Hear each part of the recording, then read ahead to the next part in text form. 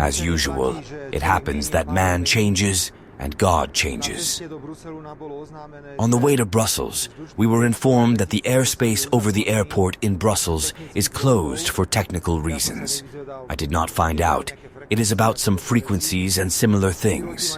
The pilots informed me that they would have to circle over Brussels for at least an hour and a half, which means that we no longer have a chance to meet the President of the European Commission as well as the Commissioner for Energy. The purpose of the meeting with the Commissioner and the President of the European Commission was primarily to warm up the iron, because we know that there is a certain shift. Under the enormous pressure that we have imposed on the Ukrainian President Zelensky, Ukraine is beginning to say that it is ready to consider the transit of Azerbaijani gas from the territory of Ukraine to Europe. I'm among those prime ministers who claim that the most reasonable solution for Europe would be to continue the transit of Russian gas from the territory of Ukraine to Europe. Because if we look at what Zelensky's decision to stop this transit has done, the consequences are catastrophic. Today, the price of 1 megawatt-hour of gas was 53 euros. Compared to the United States, where it is 8 or 9 euros, the difference is huge. We are still surviving as far as domestic consumption is concerned. However, we will have problems with filling the tanks by the end of this year, by 2026, but above all, we are making huge money as far as transit payments are concerned. I'm very glad that I no longer say it myself. We are already reading articles in the final showtimes. We hear that the renewal of the transit from Ukraine to Slovakia could be part of certain agreements between Russia and Ukraine. We all realize that the price impacts are catastrophic because we simply cannot live like this because of a political decision. But nothing is happening because there is an informal summit in Brussels on Monday which I will attend. I have already agreed with my colleagues that I will attend part of this summit, and I will also meet with the Commissioner for Energy. We will also try to meet with the Commissioner for Legal Affairs.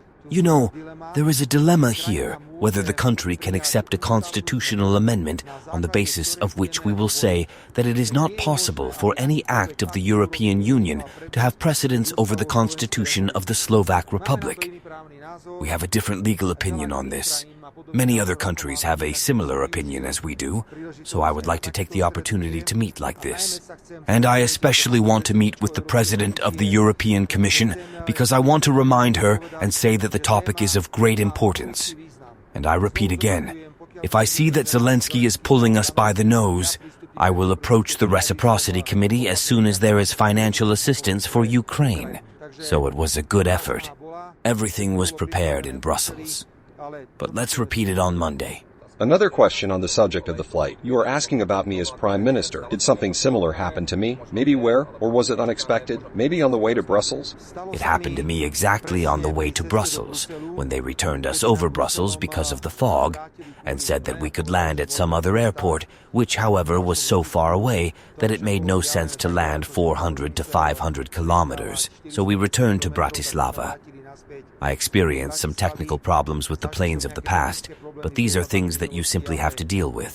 And despite the fact that it is January, we could also be afraid of some weather. The weather, however, is beautiful, but there are bad weather conditions in Brussels. Last question. Were you afraid? No, these are ordinary things. You know what? I have something to worry about after everything I've been through.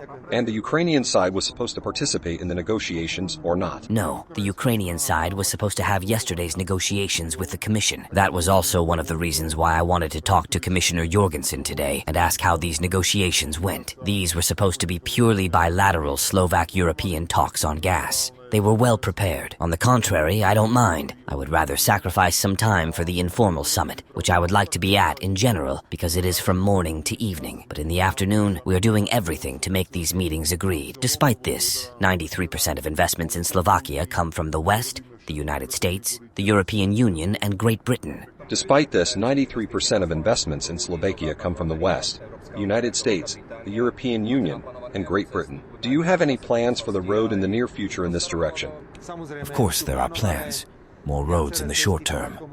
I don't want to go over things now, The first big road awaits me on February 13th, 14 to the Vatican, because together with the Holy Father we have the same opinion on the peace settlement of the war. Then one road is planned far to the west, but I will not talk about it until it is agreed. And we have other plans. At the moment, a road to Bavaria is being prepared. We want to talk directly to the Bavarian president of the government, who today represents a significant political force within Germany. But this road will be organized until February 23rd, 24, when the elections are in Germany. We know exactly where we belong and what we should do, but if you have seen the roads to the north, south, and east, it is in accordance with the policies of the sovereign Slovak foreign policy, which is oriented to all four sides.